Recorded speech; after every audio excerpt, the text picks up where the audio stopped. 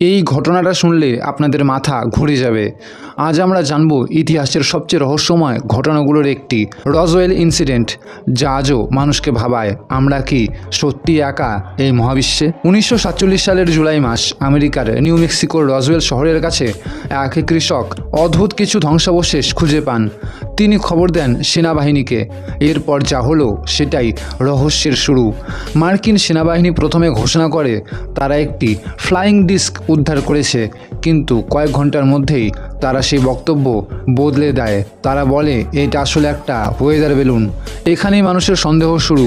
অনেকে বিশ্বাস করে এটা কোনো সাধারণ বেলুন ছিল না, এটা ছিল এলিয়েনদের স্পেসক্রাফট। এমনকি এলিয়েনদের মৃতদেহ নাকি পাওয়া গিয়েছিল। আর সরকার পুরো ঘটনাটাই গোপন করে দেয়। পরে সরকার জানায় এটি ছিল একটি গোপন প্রজেক্ট, যার নাম প্রজেক্ট মোগুল। এই প্রজেক্টের মাধ্যমে সোভিয়েত ইউনিয়নের পারমাণবিক পরীক্ষা নজরদারি করা হতো। কিন্তু প্রশ্নটা এখনও রয়ে গেছে, সত্যি কি এটা শুধু একটা বেলুন ছিল, নাকি রসওয়েলে লুকিয়ে আছে মানবজাতির সবচেয়ে বড় গোপন রহস্য? আপনার কি মনে হয়? অবশ্যই কমেন্ট করে জানান। ভিডিওটি শেয়ার করে দিন। পেজটি ফলো করতে একদমই ভুলবেন না।